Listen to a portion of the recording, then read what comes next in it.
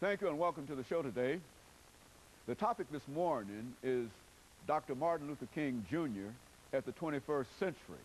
And of course we have to talk about Dr. Martin Luther King Jr. and where Dr. King stands in the 21st century, at the beginning of the 21st century, Dr. Lewis V. Baldwin.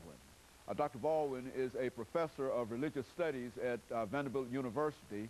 And of course, Dr. Baldwin, let me welcome you to the show today. Yeah, great to be with you again. And to tell you, Dr. Baldwin, how delighted we are to have you. Great to be here. And it's good to have you because we're going to deal with a topic that I think to be not only a topic that's made for you, but I think it's a very, very important topic because what we want to try to do today is to look at Dr. Martin Luther King and his relationship with the 21st century. That's and to have you to do so. That's right. But now, Dr. Baldwin, before we do that, let's have you to give our audience, and there might be a few people who might not know Dr. Lewis V. Baldwin from this show. I doubt if there are many, but, who might not know you from this show. But give them some information in reference to your background, your education, and some of the things that were important in your life that eventually led you to this particular seat. Well, I grew up in Camden, Alabama, Wilcox County, Alabama, which is known as the so-called Alabama Black Belt. I was born there in 1949, grew up there, attended the public schools, which of course were segregated at that time, graduated from Camden Academy High School in 1967. And in high school, I had an opportunity to participate in some of the demonstrations that were occurring in Alabama at that time, civil rights demonstrations. I left Camden Academy High School and I matriculated at Talladega College in Alabama. And I graduated from Talladega in 1971 with a BA in history and went from there to Crozet Theological Seminary in Rochester, New York. From there to Northwestern University, where I received a PhD in 1980. In 1984, I started writing about Dr. King and the Civil Rights Movement. So I've been writing about, writing on that subject now for more than 20 years. I was inspired primarily by what I saw in Alabama and in Mississippi during the 1950s and 1960s in terms of civil rights activities. I was also inspired to write by my own participation because I had a chance not only to observe but to participate in some of the demonstrations and to read the works of people like Martin Luther King Jr. and Malcolm X and others who were involved in the movement, and that served as quite an inspiration for me to do my research on the life of Dr. King and the Civil Rights Movement. And so you've been involved with, as you said, for the last 20 years, and it indeed has really been a life work. A scholarly work nevertheless, but it has been a life work with you in a real sense. And so, Dr. Baldwin, what we'd like to do today, as we said earlier, is to look at Dr. Martin Luther King and to sort of have you to update.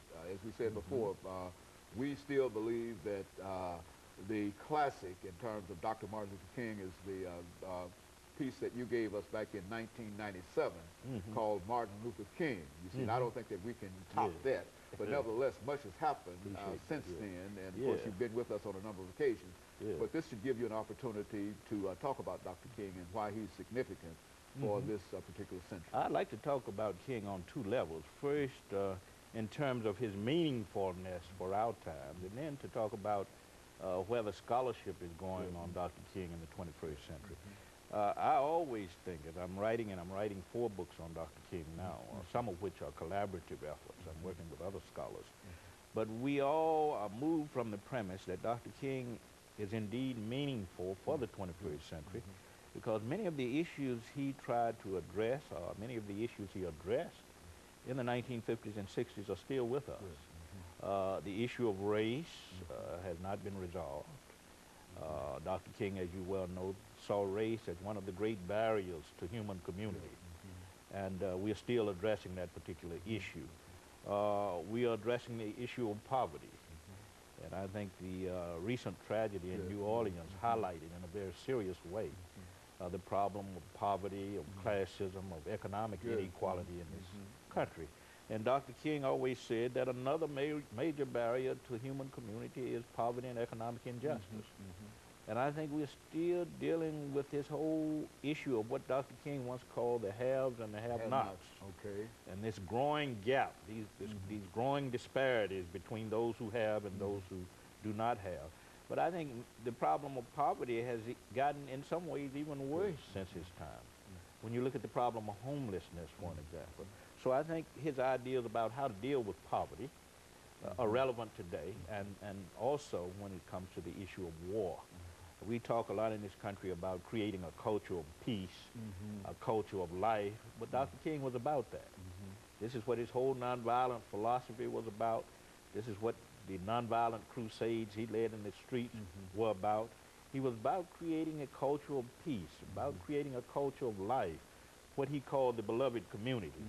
So I think we have to understand him at that level. Okay, well, let's hold it right there, Dr. Baldwin, for this first commercial break, and then we'll allow you to pick that up. And we'll be back with you following this very, very short commercial break.